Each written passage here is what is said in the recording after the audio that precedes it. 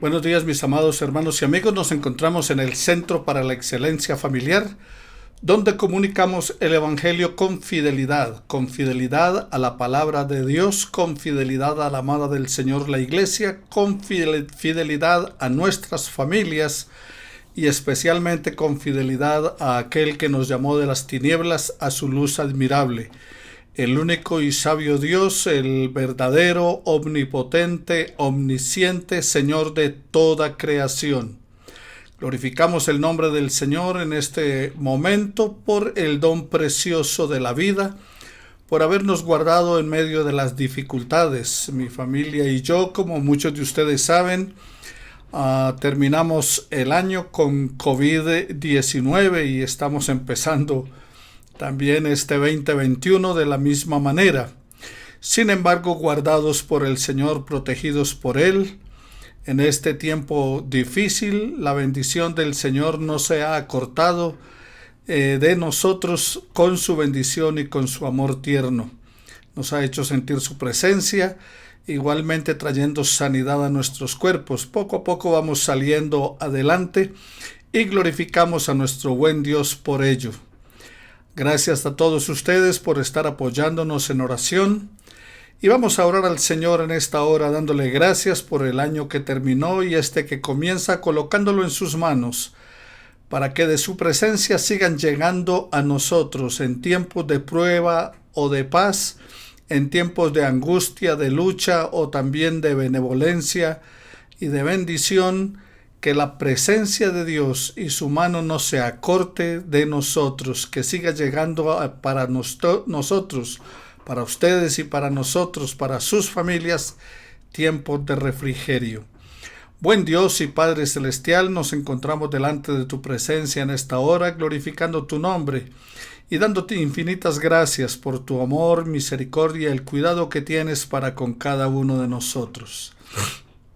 Nuestro buen Padre, estamos agradecidos por el cuidado que tienes para con nuestras vidas, porque tu palabra nos habla acerca de la importancia de descansar en ti, de esperar en ti, porque en ti está la fortaleza de los siglos, y que en medio de la prueba y en medio de la lucha diaria, la presencia tuya es el bálsamo refrescante, es el aliciente que motiva nuestra vida y nos lleva, Señor, a en medio de la tempestad sentir como tú eres el Dios que aún los vientos y el mar te obedecen. Así las tormentas de nuestra vida son, Señor, subsanadas por ti, porque por ti son ordenados los pasos del hombre y apruebas su camino. Gracias por aprobar los nuestros. Gracias por bendecir la vida de mi hijo, la vida de mi esposa y la mía, por habernos, Señor, sacado de este problema de COVID-19 y porque podemos, Señor, estar esperanzados que la recuperación será total y no habrá ningún tipo de secuela, ya que tú estás con nosotros, guardándonos y guiándonos, guardando nuestra salida y nuestra entrada desde ahora y para siempre. Tú eres nuestro pronto auxilio en la tribulación, eres nuestro socorro. Eres el Dios de toda gracia y de toda bondad, y en ti, Señor bendito, está la fortaleza de los siglos para todos y cada uno de nosotros. Podemos estar confiados en ti y clamar como el salmista: te exaltaré, mi Dios, mi Rey, y bendeciré tu nombre eternamente y para siempre. Cada día te bendeciré. Alabaré tu nombre, eterno Dios, porque grande eres tú y digno de suprema alabanza, y porque tu grandeza es inescrutable. Por eso en este día, Señor, día del Señor, día domingo, en el cual buscamos un tiempo para congregarnos a través de la digitalidad como hoy, y decir: cantaré salmos a mi Dios mientras viva. Porque tú eres el Dios de toda gracia y bondad, bienaventurado aquel cuyo ayudador es el Dios de Jacob, y tú eres nuestro Dios, el cual hiciste los cielos y la tierra, el mar y todo lo que en ellos hay, y por eso nosotros te glorificamos hoy, porque tú libertas los cautivos, porque tú devuelves sanidad a los quebrantados, porque abres los ojos a los ciegos, levantas a los caídos y amas a los justos. Tú eres el Dios que protege al huérfano y a la viuda y que reinas por siempre y para siempre. Tú eres el Dios de toda generación, y generación en generación alabarán tu nombre y cantarán de tus poderosos hechos. Por eso, mi buen Dios, hoy clamo a ti y te doy gracias por lo que estás haciendo en el cuerpo de nuestra familia y en el mío, y por también, Señor, estar guardando la vida de mis hermanos, por haber estado restaurando la salud de nuestro hermano Luis Aguirre, que también, eterno Dios, fue infectado por el COVID, pero tú lo estás sacando adelante. Sigue obrando en el cuerpo de Beatriz, en el cuerpo de Carlos Hernández y en el de todos y cada uno de nosotros. Te alabo, mi buen Dios y mi Señor Todopoderoso, Rey de Reyes y Señor de Señores, por la oportunidad que nos das en Cristo Jesús de acercarnos a ti, porque tu palabra es verdad y porque tú, Señor, apruebas nuestro diario caminar. En Cristo nuestro Señor, muchas gracias, Padre. Amén y amén. Bueno, mis queridos hermanos, venimos estudiando acerca de el sermón desde el monte. Hoy es el día del estudio número 13, basado en San Mateo capítulo 6, versículos 19 al 34. Recuerden que el sermón desde el monte toma los capítulos 5, 6 y 7 del Evangelio según San Mateo. Y venimos estudiando acerca de las bienaventuranzas y luego entramos acerca de cómo debe ser el estilo de vida del cristiano en cuanto a las disciplinas espirituales, como el dar, como la oración y como el ayuno, del capítulo 5 y el capítulo 6 iniciando. Y ahora miraremos de los versículos 19 al 34 de este sermón desde el monte y miraremos tesoros en el cielo. Las posesiones del discípulo y su austeridad. Jesús nos invita a sus seguidores a poner en primer lugar en su vida que pongamos nosotros en nuestra vida primero el reino de Dios y lo que Dios quiere de todos y cada uno de nosotros, como está en el versículo 33 de este capítulo 6. Mas buscad primeramente el reino de Dios y su justicia, y todas las cosas serán añadidas. Dios no tolera rivales, ni las riquezas, ni el dinero. Dios no quiere compartir su adoración ni con las riquezas ni con el dinero, de acuerdo a lo que está en el versículo 19 al 24. Y ni siquiera con las preocupaciones. Las preocupaciones no pueden tomar el lugar de Dios y la confianza que tenemos en Él. De los versículos 25 al 34. Así que encontramos en los ciudadanos del reino de los cielos que se prohíbe la codicia.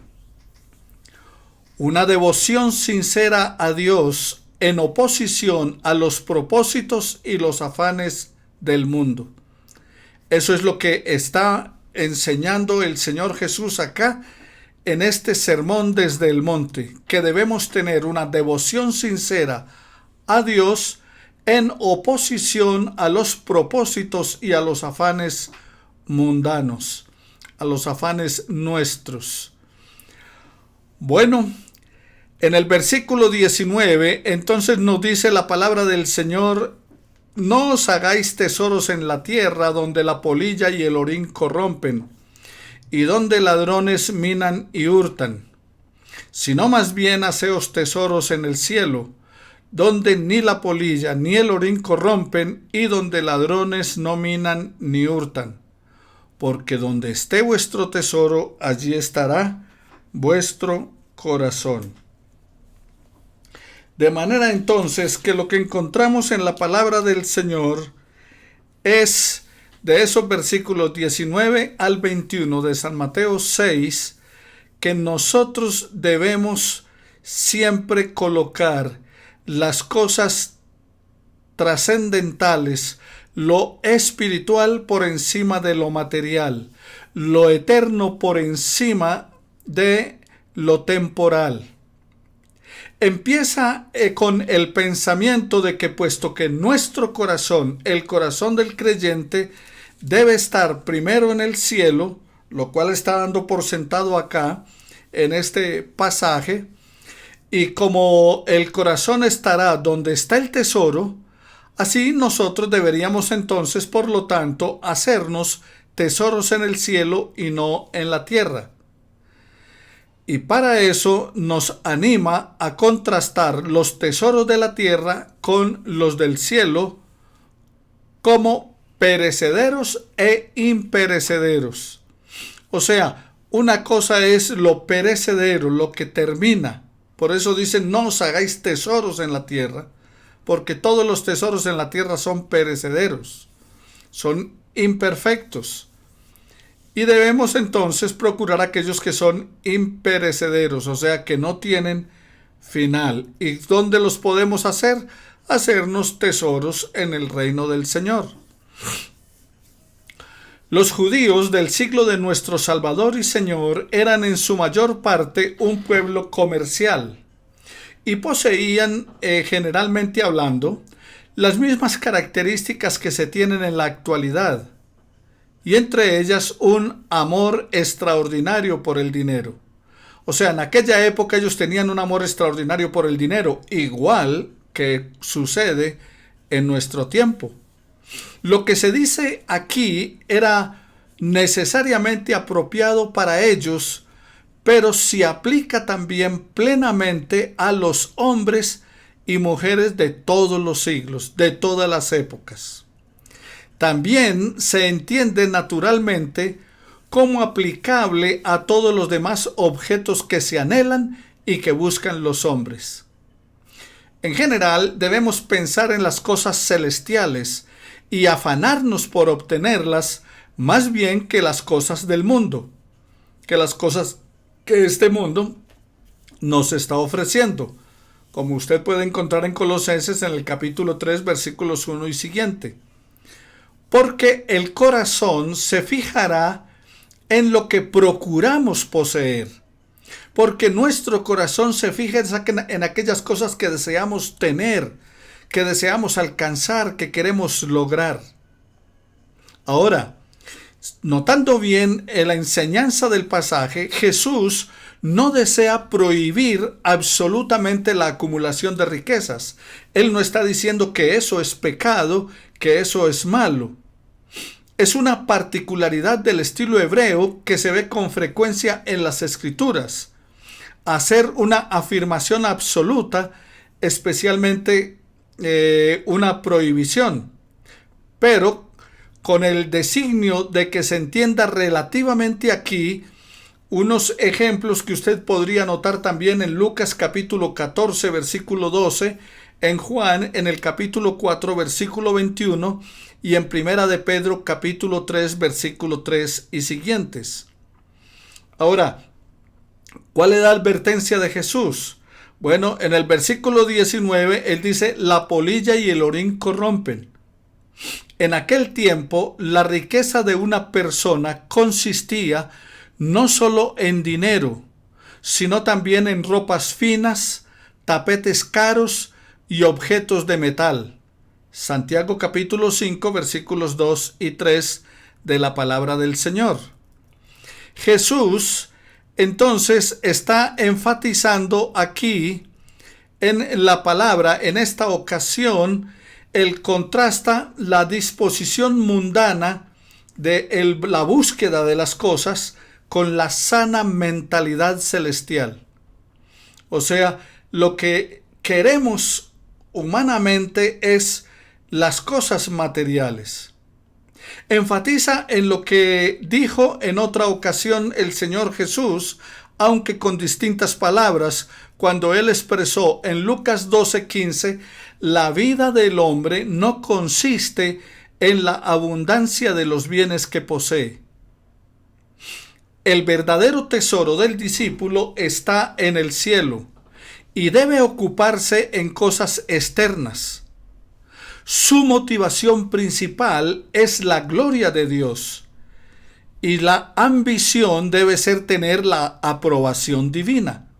Así que esa debería ser tu prioridad y mi prioridad, la prioridad de todo creyente, la prioridad de un verdadero discípulo del Señor debe estar ¿dónde? En el cielo.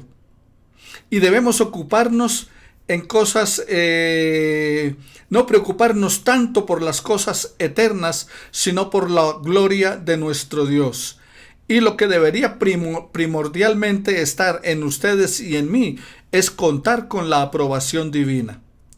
Por eso entonces en el versículo 19, en esa primera parte del pasaje, dice: no os hagáis tesoros en la tierra. Tesoros sobre la tierra. La palabra clave del pasaje contenida en el versículo 19 es: no os hagáis para vosotros. Jesús nos dice, como algunos han entendido equivocadamente, que no nos hagamos riquezas en la tierra. Jesús no está diciendo eso. No. Porque estaría como diciendo que es equivocado el ahorrar dinero, o es equivocado en los negocios del mundo. Y estos entonces pronto se detendrían como un mandamiento de que no podemos ahorrar, no podemos tener, no podemos conseguir las cosas. En tal caso, entonces no podríamos ni ahorrar para la vejez o para la educación de los hijos. Pero esto entraría entonces inmediatamente en conflicto con pasajes como 2 de Corintios, capítulo 12, versículo 14, o 1 de Timoteo 5, 18. Y lo que el discípulo no debía hacer es acumular riquezas para sí mismo, amontonando dinero exclusivamente para su propio gozo y placer, y olvidándose de todo lo demás, de una manera egoísta. En el griego, este versículo contiene un juego de palabras. Winnet lo tradujo de esta manera: no os atesoréis tesoros para vosotros mismos.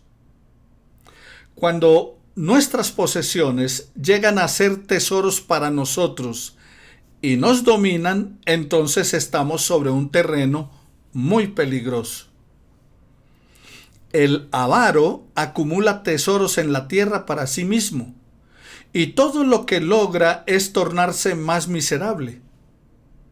El filántropo cristiano puede hacerse de riquezas en la tierra para usarlas en beneficio del reino de los necesitados, debido a que son principalmente para Dios y no para sí mismo. ¿Qué riquezas terrenales se transmutan en tesoros en el cielo? Ahora, para nosotros, ¿qué es tesoro? Bueno, tesoro es aquello que más amamos, lo que más nos demanda de nosotros preocupación y cuidado. Esos serían nuestros tesoros. Martín Lutero, el autor de la Reforma, dijo en relación a esto: aquello que el hombre ama es su Dios. Note las palabras que dijo Martín Lutero: aquello que el hombre ama es su Dios. Por eso el mandamiento es amar a Dios sobre todas las cosas. Porque si amamos más las posesiones, si amamos más los bienes materiales, si amamos más las cosas del mundo, entonces no amamos a Dios sobre todas las cosas. Ahora, ¿por qué razón? Porque está en el corazón. Nosotros lo que amamos lo llevamos en el corazón día y noche. Nos acostamos y nos levantamos con ello, ya sea dinero, riqueza, placer o fama. En el versículo 21 dice la palabra del Señor: porque donde esté vuestro tesoro, allí estará también vuestro corazón. Allí también estará vuestro corazón. Concentremos nuestro interés y nuestro amor en las cosas que no son más preciadas. Y ahí nos estamos equivocando, porque volcamos todo nuestro afán, toda nuestra ansiedad, todo el deseo de las cosas en lo material por encima de lo espiritual. Y aquí Jesús está declarando un hecho obvio e indiscutible. En forma insidiosa, los tesoros cautivan nuestros corazones y los alejan de Dios.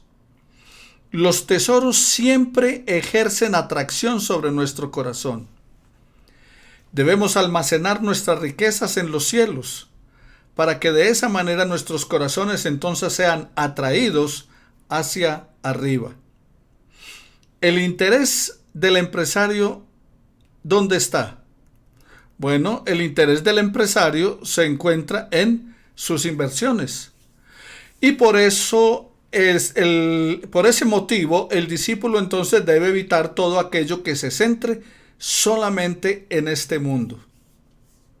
Si nuestros corazones son almácigo o caldo de cultivo para los vicios de la avaricia y la codicia, toda nuestra vida se verá afectada y aún en nuestro rostro se va a reflejar. No es difícil detectar el rostro de un avaro, y quien no puede distinguir el rostro, ¿quién no podría distinguir el rostro de un verdadero santo, de alguien desprendido de las cosas del mundo? Si usted y yo permitimos que Cristo sea quien tenga en nuestros corazones con su maravilloso amor y favor, no podremos ocultar el brillo interior que hay en nuestra vida. El cristiano, mis queridos hermanos, es solamente administrador, no el dueño de sus posesiones. Nuestra responsabilidad es administrar las cosas para Dios y para los semejantes, no para acaparar. Debemos compartirlas con nuestro depósito de estar en el cielo, no en la tierra. Por eso dice, no os hagáis tesoros en la tierra, sino tesoros en el cielo. En otras palabras, debemos estar más preocupados por consignar en el banco celestial, en el reino de Dios, que en el banco, llámese como se llame, aquí en la tierra. La enseñanza de la palabra es muy clara. No hay ni permanencia, ni estabilidad, ni seguridad en los tesoros terrenales. Y esta pandemia nos lo dejó bien claro. Los mercados cambiantes, las caídas de las bolsas de valores, la inflación, la devaluación y también los impuestos erosionan y consumen el tesoro terrenal. De esa manera lo ilustró muy bien Jesús. O también se presentan circunstancias como la actual de la pandemia, que dejó a mucha gente incluso sumida en la pobreza después de tenerlo todo. Por eso no podemos confiar en las riquezas. En el Antiguo Oriente, las riquezas eran preservadas de tres maneras: en ropa, en grano y en oro. Las ropas finas, como una forma de riqueza, fueron un elemento importante en el trágico pecado de Acab, que usted encuentra en el capítulo 7, versículo 21, que Dios les había prohibido tomar del anatema. Los mandó a ir en una batalla contra Acab, y cuando fueron a la batalla, la advertencia del Señor era que no tomaran nada de los despojos de sus enemigos, que no tomaran nada de ellos, porque era maldición. Pero, ¿qué hizo Acab? Él fue y tomó un manto babilónico muy bueno, es lo que dice la palabra. Dice allí en Josué 7:21, pues vi entre los despojos un manto babilónico muy bueno, lo cual codicié y tomé. Pese a que Dios había dicho que no lo tomaran. Entonces allí encontramos que las ropas finas eran una manera de expresar la riqueza de aquel tiempo. Pero también los granos. Los granos como forma de riqueza aparecen en la parábola del rico necio, que nos describe Lucas capítulo 12 de los versículos 18 y siguientes. Aquel hombre había cosechado y había recogido todos los granos, y la cosecha había sido tan abundante que se dijo a sí mismo: voy a derribar mis graneros y voy a edificar unos mayores. Recuerde, Lucas capítulo 12, versículo 18. Y entonces cuando él hace eso y recoge toda la abundancia de granos que tiene, entonces dice: alma, tienes bienes para muchos años. Come, bebe, regocíjate. Y el Señor dijo: necio, esta noche vienen a pedir tu alma, y lo que has provisto, ¿para quién será? Entonces recuerde, 3 maneras de manifestar la riqueza en aquella época: las ropas finas, los granos, que aparecen aquí como en la parábola del rico y el necio, y el oro o las piedras preciosas, que también eran como forma de riqueza, y están ejemplificadas en la parábola del tesoro escondido en un campo de Mateo capítulo 13, versículo 44. En la Palestina de aquellos días no había bancos donde las personas pudieran depositar su dinero. Entonces lo que hacían era que ocultaban entre sus cosas en sus casas, o lo enterraban en el campo. O sea, enterraban el oro o enterraban las piedras preciosas en el campo. De esa manera entonces encontramos las 3 maneras en que se determinaba la riqueza en aquella época. Jesús, tan realista como siempre y hablando en términos conocidos por todos sus oyentes, señaló que los tesoros en la tierra eran muy vulnerables y precarios. ¿Por qué razón? Porque la ropa era atacada por la polilla. El grano era consumido por las ratas. Y el oro y las joyas preciosas eran robadas por los ladrones. Por eso en el versículo 20 dice: si no haceos tesoros en el cielo, donde ni la polilla ni el orín corrompen, y donde ladrones no minan ni hurtan. Orín, aquí en el versículo 20, no es la única acepción de la palabra griega que aquí se utiliza. El significado es algo que corroe, come o carcome. O sea, esa palabra donde el orín, entonces se refiere a algo que corroe, come o carcome. En ninguna otra parte del Antiguo Testamento se traduce orín. Como la comida es una de las principales riquezas guardadas en el Oriente, quizá la palabra traducida es como algo que devoraba lo que había. Por ejemplo, las ratas y los ratones devoraban la riqueza de un agricultor. Es interesante que los griegos llamaban a los ladrones de viviendas valores el de barro, aludiendo a la práctica de los ladrones de cavar a través del barro de las paredes de una típica vivienda oriental, y entonces buscaban así robarse los tesoros que las personas habían guardado. Ahora, en vista de estos factores, ¿qué hace Jesús? Le dio instrucciones a sus discípulos y por extensión a ustedes y a mí en el día de hoy. No sigan con el hábito de acumular tesoros en la tierra, pues ese es el sentido del tiempo que tiene aquí este verbo. Si lo están haciendo, entonces no lo hagan más. Es lo que quiere decir el Señor Jesús. No se hagan tesoros en la tierra. Detrás de esta exhortación yacen apropiadas razones. ¿Cuáles? Bueno, veremos 4 de ellas. 1. Los tesoros terrenales perecerán, y de todos modos esta clase de riqueza no es moneda corriente en el cielo. Allí el oro se utiliza para pavimentar las calles, como dice Apocalipsis, calles de oro, mar de cristal. O sea que el oro, los tesoros en el cielo no valen nada, lo usan para pavimentar las calles. En segundo lugar, la muerte es inevitable y no hay bolsillos con mortaja. Como hemos mencionado la frase, no hay entierro con trasteo.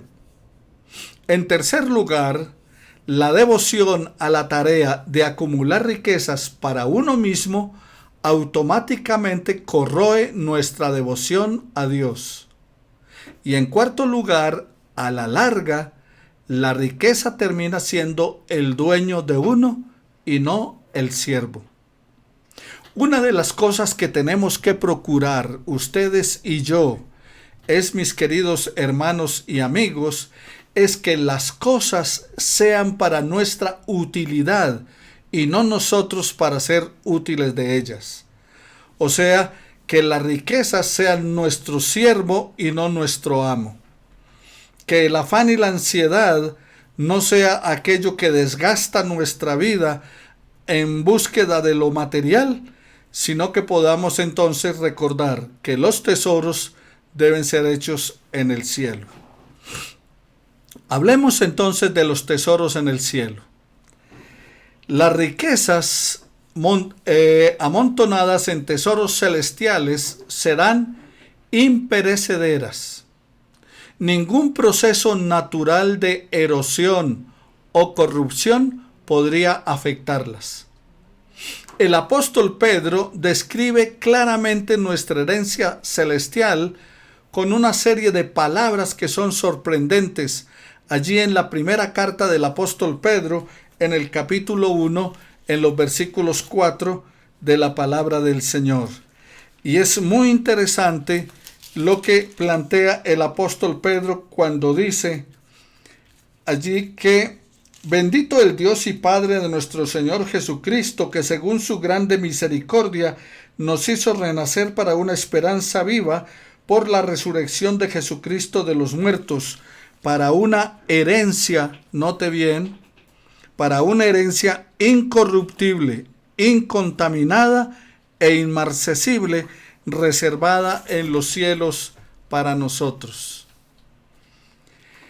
En su sustancia, la herencia que Dios tiene para ustedes y para mí es incorruptible, es incontaminada y está fuera del alcance de la muerte o de la descomposición. Por lo tanto, es indestructible. No lo afectan ni las polillas, ni las ratas, ni los ladrones se la pueden robar.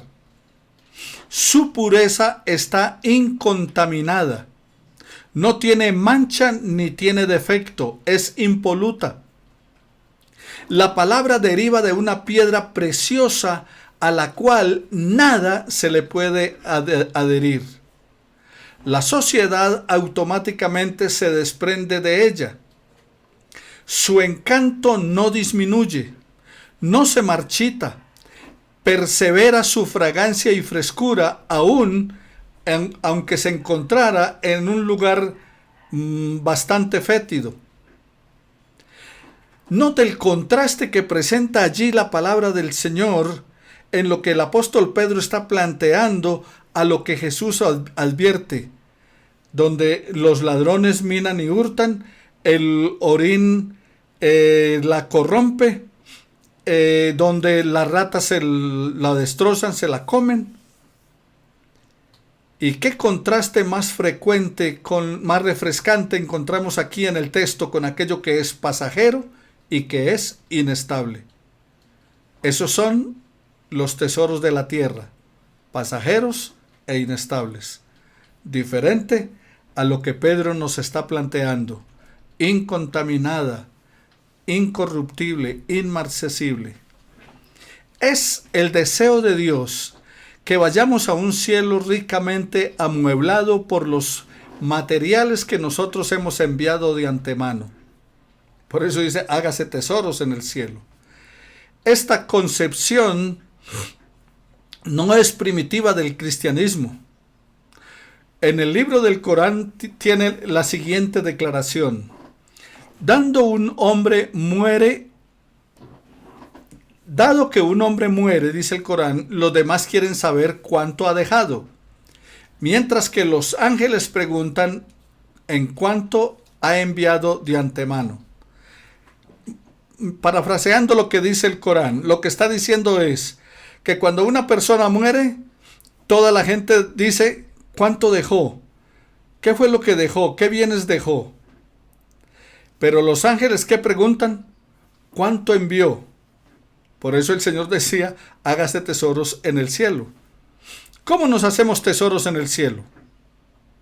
¿Cómo evitamos de antemano que esto se convierta en tesoros celestiales? O sea, aquello que enviamos para que se convierta en tesoros celestiales, ¿qué sería?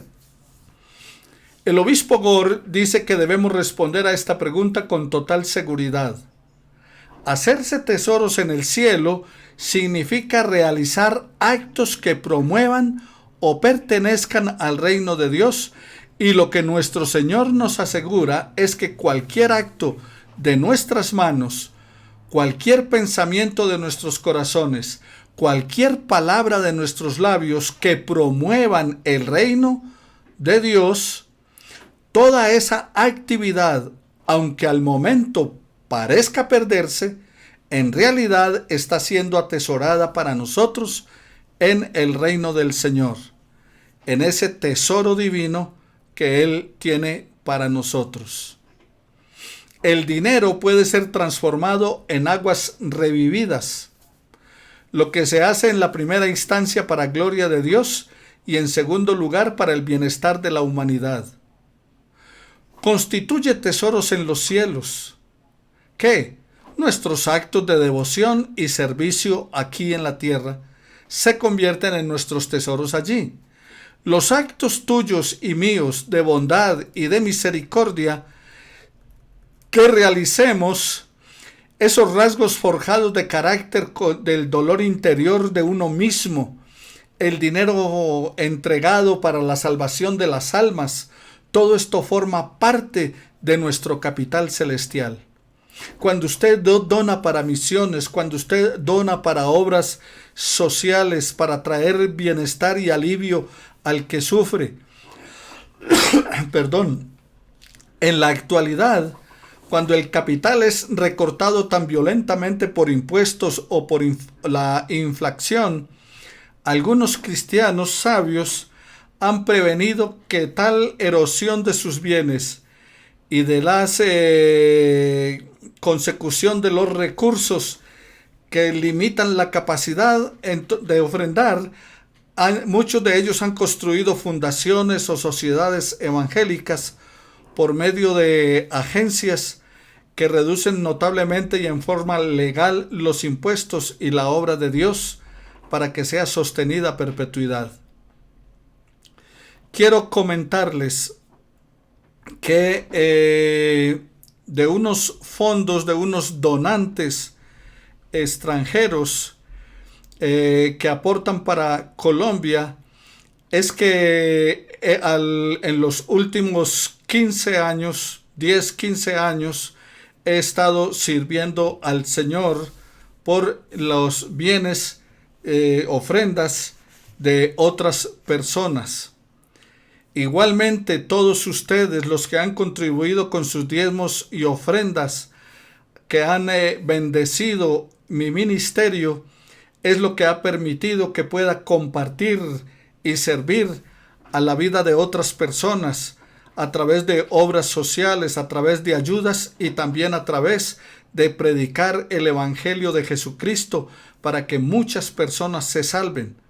Allí, todos los que han contribuido de una manera u otra han consignado en el reino de los cielos. Orígenes registró unas palabras atribuidas a Jesús. Demuestra que son buenos cambistas de dinero. Ser este dicho legítimo o no, es difícil discernir su significado. Debemos emplear algún medio de cambio para que nuestros servicios de mayordomía sobre la tierra se transformen en divisas celestiales. O sea, procura administrar bien, reconociendo que lo que tienes solamente eres un administrador. No eres el dueño, solo administras. Aparte de eso, si lo entiendes así, habrá un desprendimiento total. La otra es recordar que no es malo el atesorar riquezas, consigue todo lo que pueda de una manera apropiada y correcta, pero úsalo de acuerdo a cómo Dios determina. Porque de esa manera no solamente disfrutarás de las bendiciones que Dios te da aquí en la tierra, sino que también Él consignará en tu cuenta celestial y un día disfrutarás por la eternidad de todo lo que sembraste en el cielo. Haceos tesoros en el cielo. No olvides entonces, mi querido hermano, acerca de lo que el Señor manda y determina en la palabra. Una visión sola debemos tener.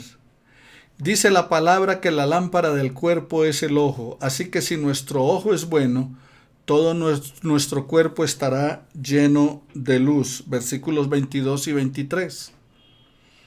Pero si nuestro ojo es malo, todo nuestro cuerpo está en tinieblas. Así que, si lo que hay en ti es tinieblas, ¿cuántas no serán las mismas tinieblas? Versículos 22 y 23. Preocupémonos entonces, mis queridos hermanos, para terminar, con lo que el Señor nos ha determinado para ustedes y para mí.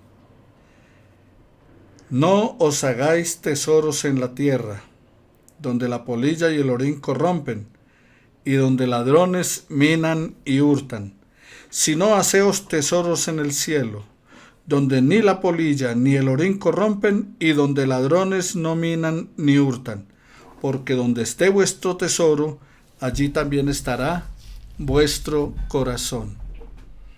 La pregunta es, ¿dónde está tu corazón? Está donde está tu tesoro. ¿Y cuál es tu tesoro? Algunos están pensando que si tuvieran cierta cantidad de bienes materiales, entonces serían diferentes, podrían ayudar a las demás personas, podrían ayudar a la humanidad, podrían hacer favores a otros. Pero el Señor claramente dijo, si no somos fieles con lo poco, no se nos va a confiar lo verdadero. Si no somos fieles con lo poco que el Señor nos ha dado a administrar, no lo vamos a hacer tampoco con muchos bienes. Si usted es de los que cree que si tuviera 10 millones, entonces podría diezmar, si no lo está haciendo ahora, cuando los tenga no lo va a hacer. Si usted es de los que piensa que cuando usted tenga más bienes podrá servir a otras personas, no lo va a hacer si no lo está haciendo con lo poco que ahora tiene. Porque la fidelidad no depende de la abundancia de los bienes que posee, dijo el Señor Jesús. La vida no consiste en eso. No consiste en cuántos bienes poseemos o tenemos. Consiste en cuánto desprendimiento hay en nuestro corazón y qué lugar ocupa el reino de Dios en tu vida y en mi vida. Oremos al Señor. Padre de la gloria, te damos muchas gracias en estos momentos por tu presencia y gran amor para con nuestra vida. Yo te agradezco, eterno Padre, el don precioso de la vida y que me permitas la extensión de la misma para poderte seguir sirviendo. Gracias, eterno Dios, por guardarme de este COVID-19. Gracias, eterno Padre, por sacarnos adelante, por recuperarnos y poder así, Señor, hasta nuestro último aliento, seguirte sirviendo. Alabo tu nombre por tu misericordia y por tu gran amor. Te glorifico, eterno Dios, porque eres bueno y porque para siempre es tu misericordia. Permite, Señor, que el último aliento de mi vida sea para glorificar tu nombre y para la edificación de todos los que escuchan. Gracias en Cristo Jesús nuestro Señor. Gracias por tu bondad y por tu amor. Extiende, Señor, tu sanidad sobre el cuerpo de nuestros hermanos del Centro para la Excelencia Familiar que se encuentran con problemas de salud. Y, Señor, sigue edificando nuestras vidas. Que la gloria tuya sea lo primordial en todos y cada uno de nosotros. En Cristo Jesús, Señor nuestro, te damos gracias. Amén y amén. No olvides, mi querido hermano y amigo, llamar a tu familia, amigos, conocidos, santel.info, para que también ellos escuchen la palabra del Señor. Entra a las diferentes redes sociales, en las diferentes plataformas, a Centro para la Excelencia Familiar, también durante la semana Santel TV, y allí puedas escuchar de nuevo los estudios, las predicaciones de la palabra del Señor. Bendiciones para todos, gracias por sus oraciones. Estamos mejor cada día y sabemos que muy pronto estaremos bien totalmente, porque el Señor es bueno y porque para siempre es su misericordia. Bendiciones para todos, que el Señor les continúe guardando hoy, mañana y siempre.